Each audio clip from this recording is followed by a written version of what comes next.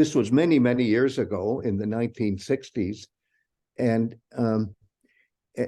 Indiana University had a science requirement. And so everybody had to take chemistry or physics or whatever. But I talked my advisors into letting me take archaeology as my science requirement. And I got away with it, which in American universities was not easy. And the person who was my professor for Greek archaeology was a PhD from the University of Cincinnati, and he had been a student of Carl Blegen, who was the #1 excavator of Pylos, Pilo. Yes. And so we start the archaeology course, which is supposed to be all of Greek civilization, and we never got beyond Minoan and Mycenaean. It was fine. I loved it. But then I had to take a second science course, and I talked my advisors into accepting Roman archaeology. Oh. And you will all laugh. We never got beyond Etruscan. Okay. Yeah, okay. Okay. Very nice. So that's my first love, and the Minoan Mycenaean world is definitely what attracted me into my long engagement with Greek civilization. And if I can fast forward, and my dear friend Laura knows this very well, is that I started as an Indo-Europeanist. To go further back, I started as a Bloomfieldian linguist at Indiana. And then when I came to Harvard, they didn't have good synchronic linguistics, so I did historical linguistics. And my PhD was ultimately on an Indo-European linguistics topic. And that was in 1966. And ever since then, I've tried to broaden my horizons. and now I seem to be a Hellenist who is interested not only in Homer, but in all of Greek literature, including modern Greek literature. So I thought, so maybe, dear Laura, I'll keep stopping every 3 minutes and see if you have comments or your students have comments, and then you give me the green light to continue. Yes, no, I think that I'm very happy that you basically introduced yourself in this way, which actually is very humble. I had prepared a very nice introduction about how great you are, and how my final sentence in what was my speech was to say, I will just give you the first-hand experience about Greg knowing everything, because it's true. So, it is my experience, at least. And so I'm so happy that you my students can relate to your background. But that being said, you have absolutely the green light to go ahead, of course. Okay. So. Perfect, but that's extremely helpful, and thank you for encouraging me. So now I want to talk to you about something that can be controversial, and that is that the names of characters in Homeric poetry seem to be not arbitrary, but seem to correspond very closely to their functions in the narrative. I don't like to say story. I know in Italian I could say, and it's much better in Italian than in English, but story is a bad word in English for empirical analysis. It's better to say narrative. Is that okay? So I'm saying, and this is where Laura and I have had many contacts with each other and have collaborated with each other on projects, is that there is something that is called in Latin nomen loquens, where a name actually expresses what the function of the name is in a given narrative. And there's some very obvious examples in Homeric Greek, like Hector, who is the, shall we say, the protector, Hector protector, we joke language. But there are other names that are much less evident. And of course, you know, the shock here is, oh my goodness, is Hector a real person? As I don't know, Charles de Gaulle is a real person, even though he is Charles from the territory of Gaul. In that case, Charles de Gaulle is a real person, but is Hector a real person? Was he historical? Did he live, etc.? And if a linguist has anthropological formation, for example, our dear Laura is a very sharp anthropologist as well as a linguist, then this is not a problem, because when you're dealing with myth, and by myth I mean a society's way of telling about its own cosmos, for that society, that is the truth. It's not truth for us. It's not empirical truth for us. What's empirical truth for us is to find out what they believed, what they thought their truth value was. So, frankly, my dear friends, I don't care at the moment whether Hector is a real guy, as we say in colloquial American, or whether he is simply a function of Homeric poetry. For a linguist who is true to form and meaning, that's enough to start with.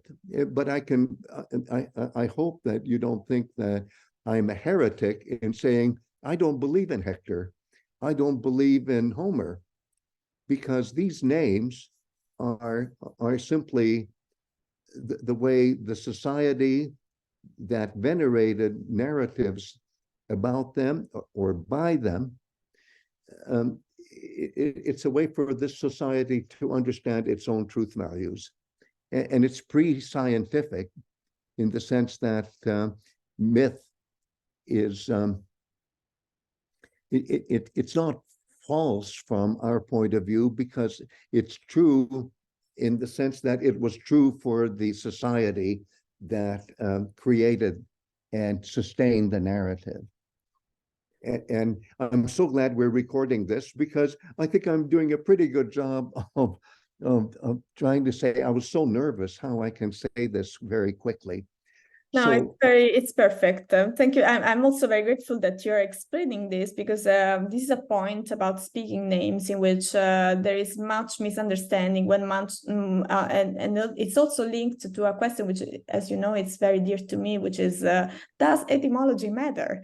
Which is, so we spoke very like in greater length about Nestor's name, for instance, in our course, but I think that you gave a great picture about, I mean, this concept and why this matter. So thank you, Greg. So perfect. Please go ahead.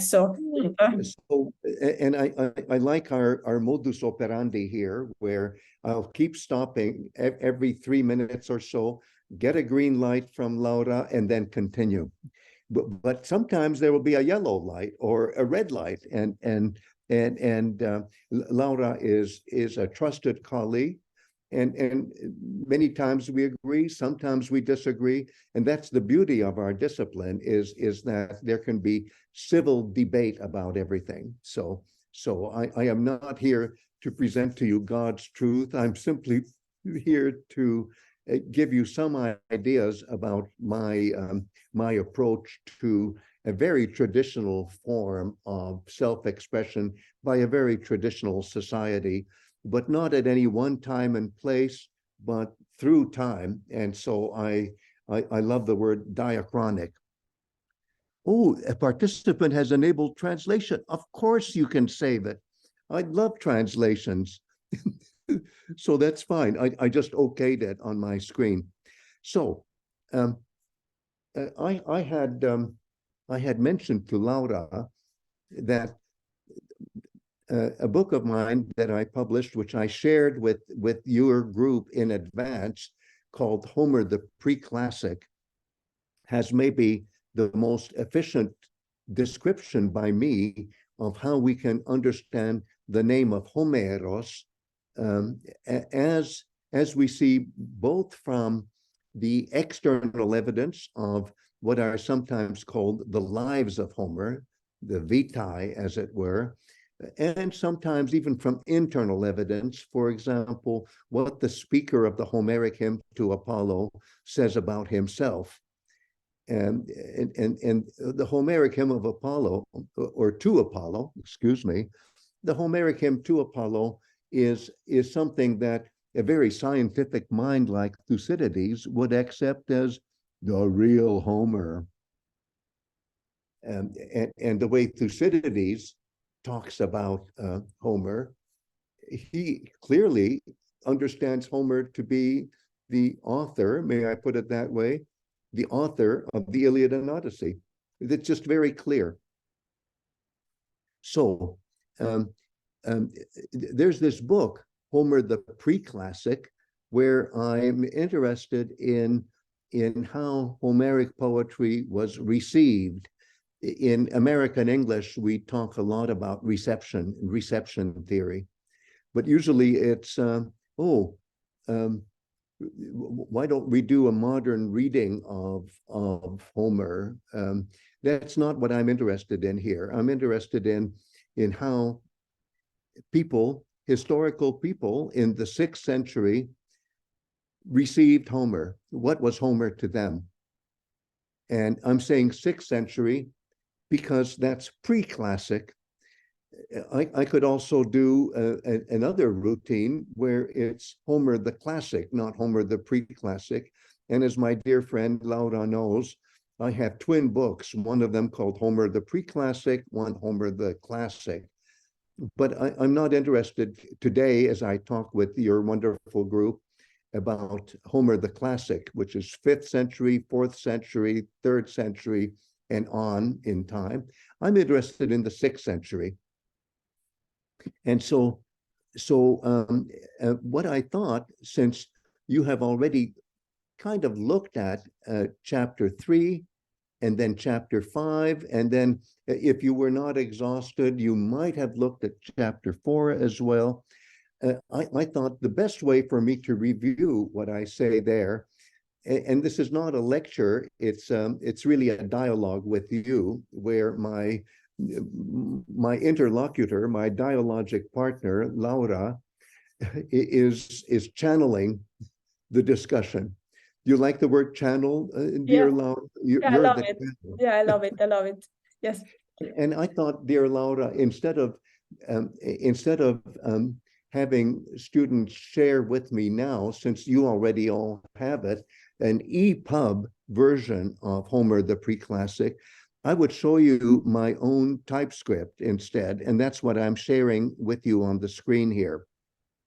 Okay, perfect. I find it easier to search in a TypeScript and not in the EPUB because my old fingers slip, and I don't want a lapsus digiti here. Okay, so what I'm going to do is search in my Word text the word Homeros and its derivatives.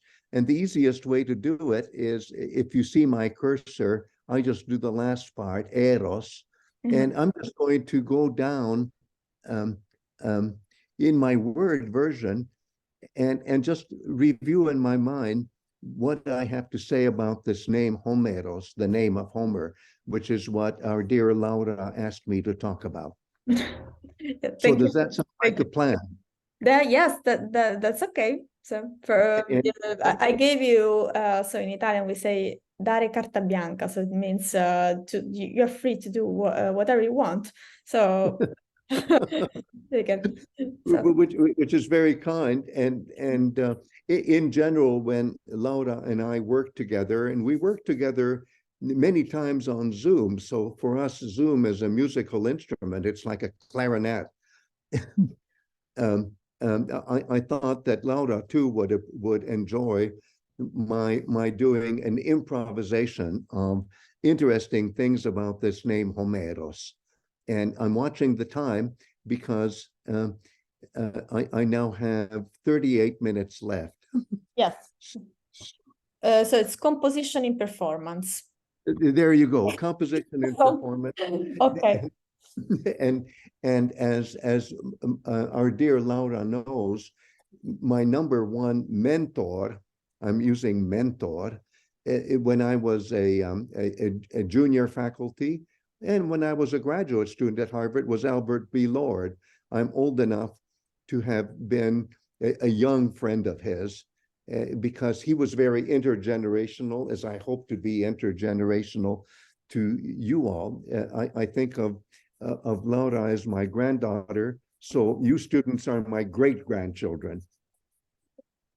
So is that okay that I'm just going to do the word search, homeros, and say very few things about some of the occurrences, and others I'll say, oh, I passed by, because otherwise we won't finish. Of course. In what will now be only 35 minutes I have left. So that said, the first time I ever mentioned the name Homeros is here, and it has to do with how the island state of Chios here, how the island state of Chios understood Homer. What was the reception of Homer on this island state in the 6th century? And in Chios, there was a guild, that is to say, a consortium of the performers who were called the Homeridai. And Homeridai, Laura, I lost your picture, but are you still there? Are you okay? Yes, I just deactivated the audio because there are some background noises, but yes, of course, I will leave the camera on. It's the same. But you know what, dear Laura, I found that with Zoom, they have some technology that the background noise can almost never be heard. So don't worry about okay, I'll leave it on then. Okay, so just leave it on. go ahead. It And the video you reassures can me. see me. Yes, okay. Yes, Laura gives me confidence. Good. So Homeridai, those of you who are very familiar with Greek, means technically descendants of Homer, the apogonoi, the Greeks would say. But one of my colleagues, who is no longer with us, Martin West, and you see here in the footnote, it is worried whether Homeridai are really the sons of Homer or the descendants of Homer.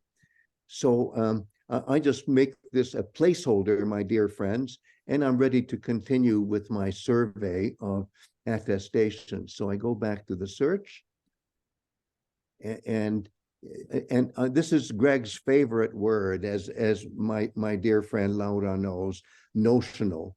Notional means I don't necessarily believe it, but other people believed it. So notional descendants of Homer. Do you like that? Yeah. And I talk here about a corporation of singers who continue the practice of singing Homer, and even whether they consider themselves really the descendants of Homer or were simply notional descendants of Homer, it doesn't matter for my purposes now. Okay, now we're ready to continue. Oh, I just love this. In the vitae of Homer, that is to say, in these prose narratives that are meant to explain the life and times of Homer, and there are more than 10 of them. I'll put it that way. There are more than 10 of them, and they're all fairly different from each other. Vita 1 and Vita 2 especially are very different from each other and from the others. And it's interesting that in Vita 1, Homer's name is not Homeros, but Melesigenes. And dear Laura, I forget whether we ever talked about this, but I think that means he who cares about the genealogies. Ah, okay. Now, yes, makes In sense. other words, Yeah. just as you remember in the Odyssey, dear Laura, you have the epithet for Argo, the Passimelusa. Greek Argo, Argo Passimelusa, Mhm. which means Argo, which is a care, a care to everybody. Well, a care in what sense? It's a poetic care because you care for it. So Melesi, I think, is in that sense of caring. It's somebody who cares about the genealogies. Yes. So anyway, we can discuss this later if you like. Why don't I stop here and see if I have a yellow light? Absolutely. Go ahead. And I also agree with the etymology. Melos, I think it totally makes sense, actually. So please go ahead. I don't want to interrupt. We'll go ahead. So you, as long as you don't give me a red light, I No, go no, ahead. green light, green light. Go ahead. No, or green or yellow, whatever. Okay. Um, and in Vita 1, there are many stories about how Homer was born in Smyrna, even though in other stories, he was conceived on another island. But Homer's mother was kidnapped by pirates, and she was sold as a slave in Smyrna. But then a nice man adopted her, and then baby Homer was born in Smyrna, but he was conceived on the island of Ios. I love that variation on a theme. Okay. Mhm.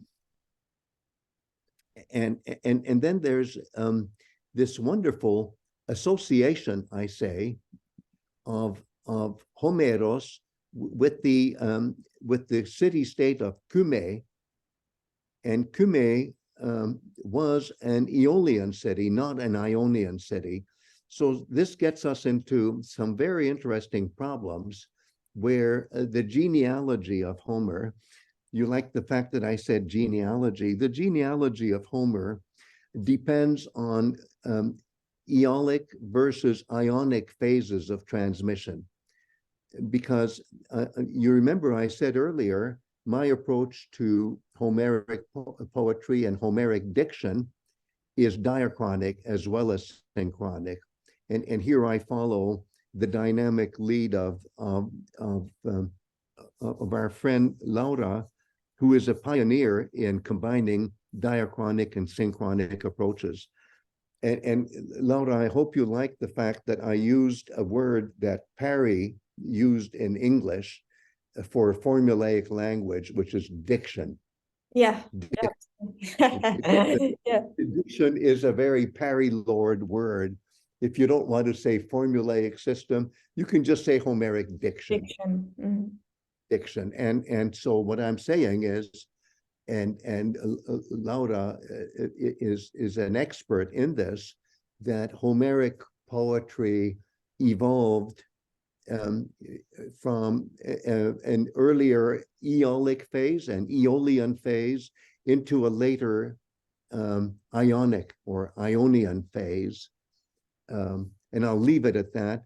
And Yes, I'm not saying, and you just know, gonna add something so for the please, students, please. just to connect with something we said in class. So it is also because of these phases that we in the end get Kunstsprache in the way it is formed, because we talked about what is a literary dialect. So Yes.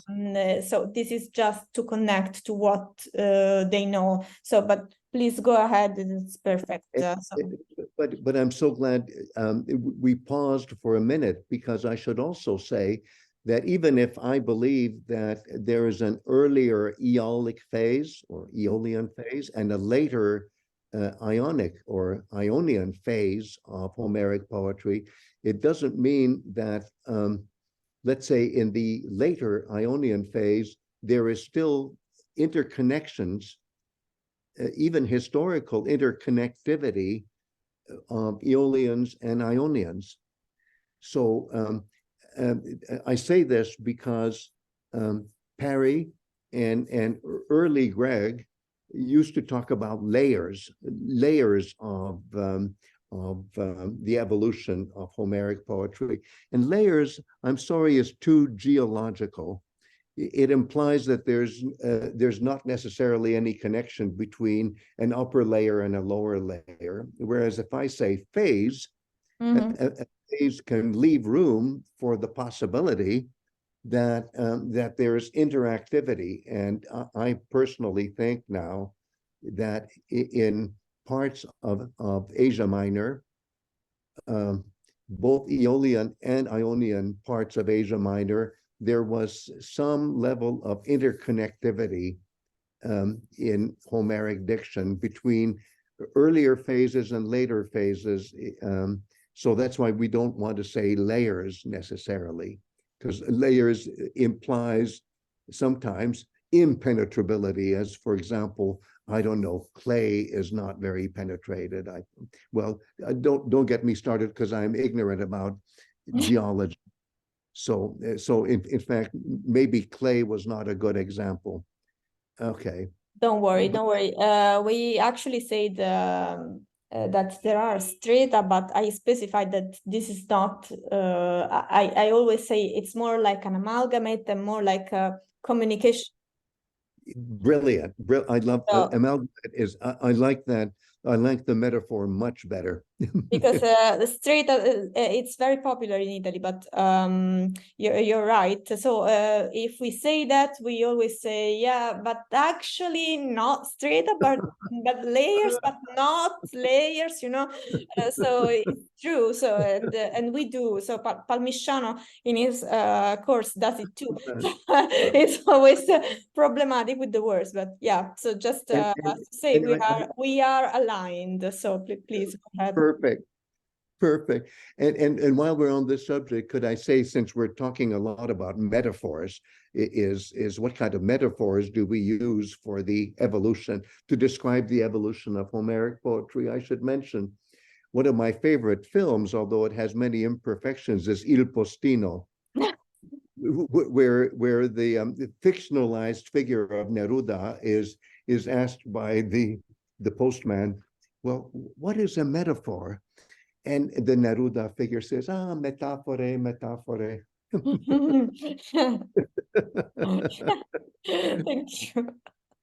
Thank you. Thank you. But now, my dear friends, we come to Homeros with, may I make a joke, a lowercase h, not an uppercase h. And as I say here, I start to talk about it, it has the general meaning of hostage. But it also has the special meaning of blind in places like Cumae, especially in Aeolian traditions, in Aeolic traditions. So how can we reconcile these two meanings, one of which is hostage and the other is blind person? What do they have to do with each other? On the surface, nothing. But let's just see what happens. And since I already suggested to you that you read my chapters 3, 4, 3 and 5, and a little bit of 4, you already know the answer. In American popular language, when you know the ending of the story and you reveal the ending of the story prematurely, it's called the spoiler. So I'm alerting you, this is a spoiler alert. I'm already giving you something that you probably know already. So, but I'll pretend I don't know the ending of my dialogue with you, but you know already. So I'm saying here, and this is relevant to what talked about earlier when I talked about nomen loquens, the idea that Homer was recognized as a Homeros is directly connected with Homer's name, because his name, if I'm correct, if my argument holds, his name is speaks the meaning of the life and times of Homer as the life and times of Homer are understood by the reception of Homer in Asia Minor and then eventually later in Athens.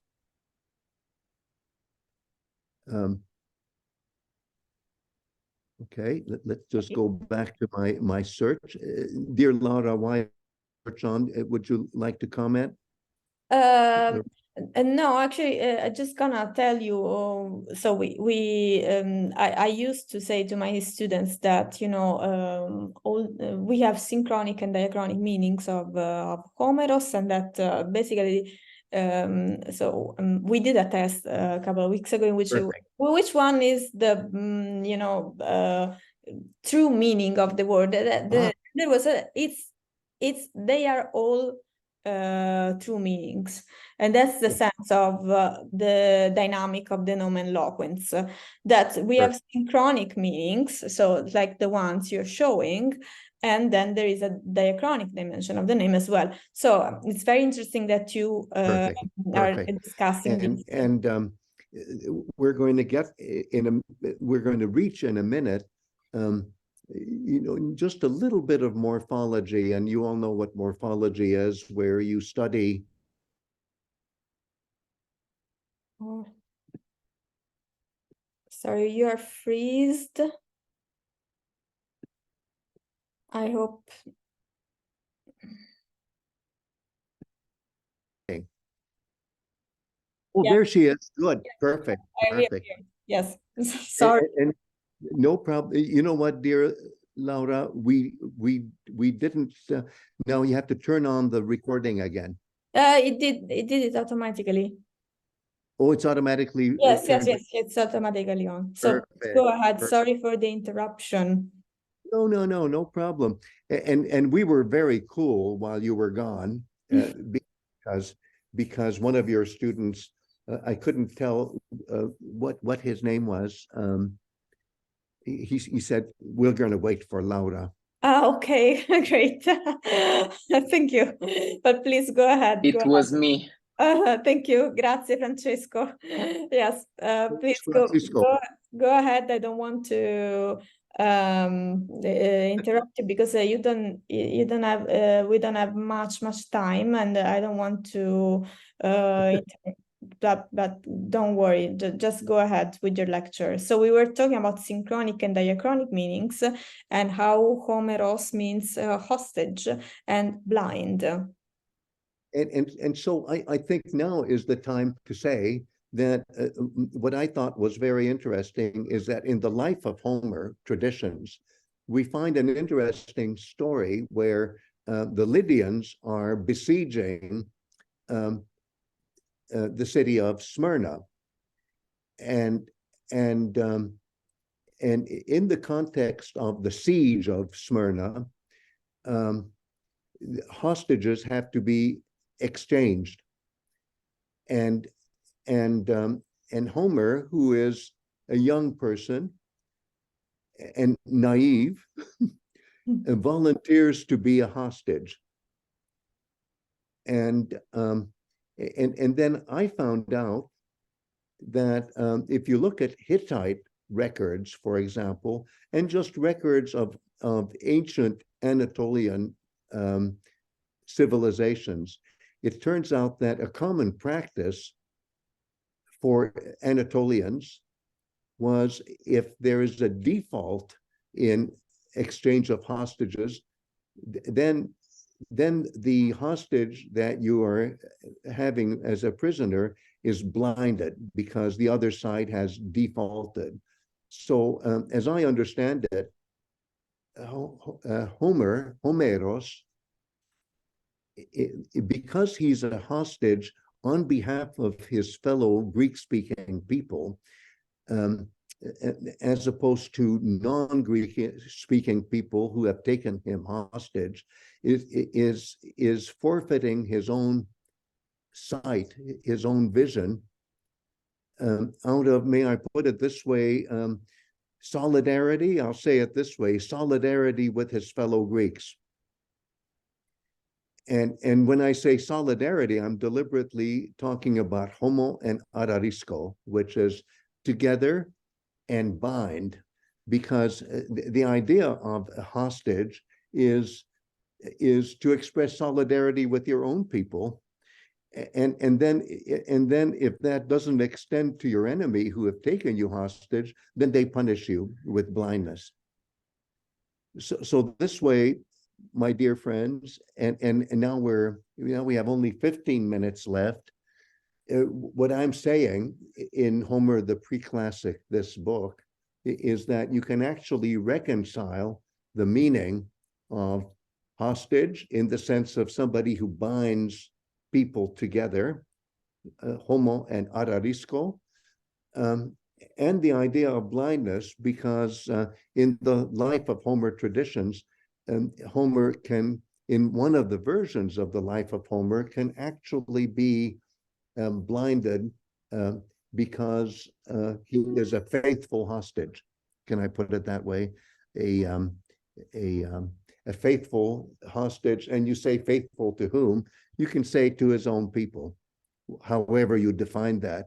And then there are variations on a theme, dear friends, where it's not the Lydians who blind Homer, but maybe fellow Greeks who blind Homer. So there are again many variations on the theme, because that's the nature of myth making in Greek civilization. I can say, and I'm sure my dear colleague Laura can say, that one of the primary characteristics of Greek civilization, or let's call it in modern Greek politismos, is variety. And the ancient Greek word is poikilia. The modern Greek word is pikilia. And in a lecture, I once used it in the sense, I think that Greek civilization is pikilia. The trouble is, the primary meaning of pikilia in modern Greek is a hors d'oeuvre, where you have all sorts of different you know, stuffed grape leaves, and you have fried calamari, and you can pick and choose from the pikilia. Very nice. Very nice image. So, dearest Laura, I'm thinking that maybe the best thing would be, and now that I have given, if you like, a lecture, or if you like a dialogue, and I try to indicate where I'm coming from and where I'm headed, and your students all knew the spoiler, so I didn't have to make a spoiler alert. Maybe we could spend the remaining 10 minutes or so with questions and comments from your students, and you, the mediator, if my understanding of Italian fails me at any point, you will help me. Yes, so let me address them. I'm gonna ask in Italian just to be sure that everybody understands. Ci sono domande su quello che ha detto il professore? Potete anche, se non riuscite ad attivare il microfono, chiaramente, o anche commenti, potete anche scriverli nella chat, altrimenti potete anche chiaramente chiedere in italiano o scrivere in italiano, non c'è nessun problema, altrimenti posso fare io dei commenti, delle domande, quindi se avete qualche commento vi do un paio di minuti per intervenire. Prego, tengo la chat aperta, eh? So I can see, I'm just opening my chat and I can see if somebody typed. Yes, let me stop the share so that we can see everybody. Okay. There. Okay. Yes, perfect. Are there any questions, or otherwise I will ask. I have many thoughts, so I can, but let's hear if the students have something to say. Ragazzi, avete qualcosa che volete condividere, dire, commenti, domande? Yeah. Mm-hmm. One asked for the name of the book, Homer the Pre-Classics. Yes. Okay. And dear Laura, you could tell them that it's free. It's open access. Yes, I actually sent them a link to your publication, but I don't know, because some of them joined the course a little later, they might have missed, but they have the link. So vi ridarò comunque il link anche alla fine di questa presentazione. So actually, in preparation to this lecture, dear Greg, I told them to read your chapter 9. Okay. Myth as a way, I see just a comment by Ferdinando. I comments. I love comments. Myth as a way for society to tell its root path. It's a very interesting concept. So thank you, Ferdinando. Do you have further questions? Or no, he was just an appreciation. I love the comment. It's beautiful. Thank you. Bravo. Okay. So just I was just saying, I told them to read your chapter 9, which is the one in which you talk about exactly what you presented. So this mechanism, how hostage and blind meet, so to say. Yes. I just want to ask you about, I have one question and one, the verb ararisco, the root har, as you know, it's very, very dear to me. But I am just wondering if you see a connection between Homeros as composer. So because Homeros is the one who connects things together, or also connects people and connects things in the end. The dynamics of composition. So but also we know that maybe from the etymological point of view, ararisco may be related to another verb, which is arnumai.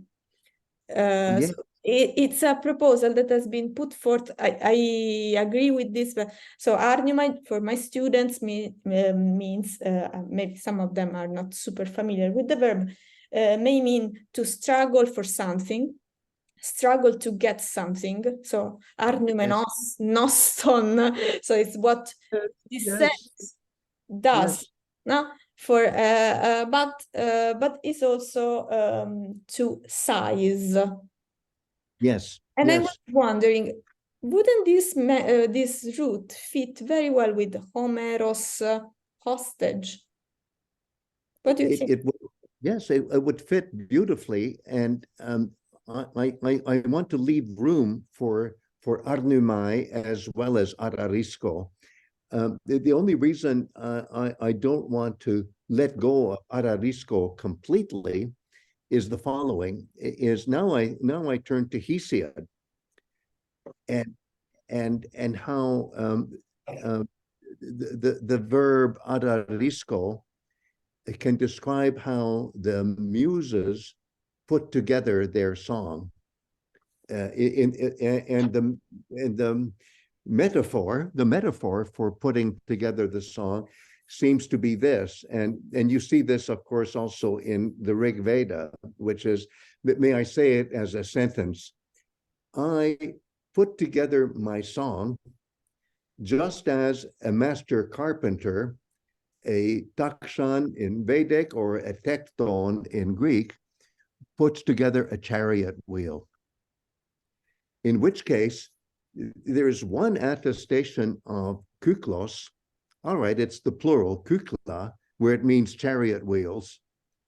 And I do like the idea that in Indo-European poetic traditions, the idea of either building a chariot wheel or putting together a chariot wheel, or the idea of pattern weaving a fabric, are the two primary metaphors for poetic language, for making poetry.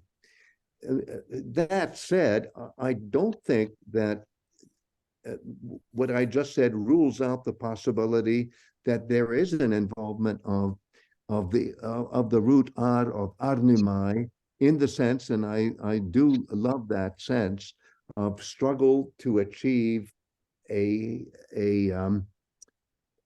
an objective. I'll say an objective like nostos, an objective like time, and I would hope an objective like kleos. Absolutely. In fact, I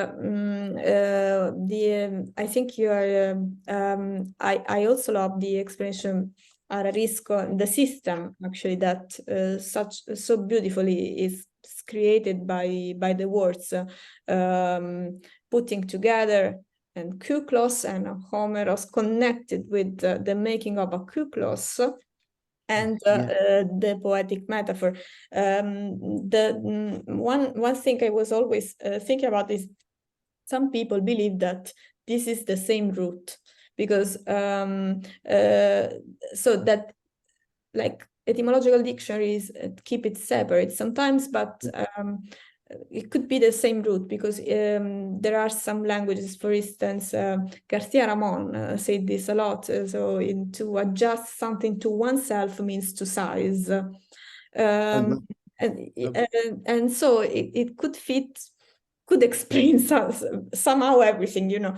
Love that. I love that. Could explain. So if you think that it's the same root, that's just one. I don't know. I think I support this explanation, but a lot of people have an interest in this root because it's so common and it's found everywhere. It's very popular root. So, but I was just curious to so. I love that. Do you like it? I not only like it, I love it, and I hope you're okay with the following proportion. I'll say proportion. It's a pseudo metaphor, and here it is: that gignomai is to genete, as arnumai is to arete. Yeah. Is that okay? Yeah, yes, for me, yes, because yes, it's constructed with the R, not with R. Yes, so, I am so happy. I'm just that makes me very happy. Okay, thanks for the heart. Thank you, very nice. I got the heart from Greg. Love that. Thank you. That is wonderful. Okay. As they say in American popular language, you made my day. No, you made us our day, and I'm just gonna address again the students because we have like 2 minutes left. So last call for question, guys. So se c'è un'altra domanda, proprio se vi è venuto in mente mentre anche parlavamo, qualcosa che volete chiedere al professore, un altro commento, qualunque cosa, è la vostra occasione. Just wait. It's your occasion. Ok. Anche qualcosa, un chiarimento, un riferimento, approfondimento, qualunque cosa. Okay. I think they're kind of shy, but Yes, it's okay. It's okay. But okay. But we will actually talk again about this lecture, and if something comes up, I will let you know yes, about comments or further reflections about this. But I just want to thank you because it was. Yes, there is one question. Good. Okay, just very quickly, it's a very big question. In which way the myth sees society? I like that. In che modo il mito vede la società? Very good pronunciation. Very good. That's a lovely, beautiful question, and the answer is, are you ready? Cosmically, as a cosmos, but a cosmos can be the universe, right? Or in the case of, for example, Sparta, it could be the oral law code. Herodotus tells us that cosmos is the sum total of customary law, or it can be a beautifully crafted poem like the Iliad or like the Odyssey. or it can be the way somebody at a parade is beautifully put together, and that's where we get the cosmetics. Cosmetics. So, dear friend, your question is beautiful because it's holistic, and a myth is the cosmos for society. Thank you, Greg. Thank you. Thank you Great. so much. Okay, I think it's half past It's 5 time. for us. So I think it's time. You said you have later appointments. I don't want to keep you. And Thank you so much. just thank And you so much.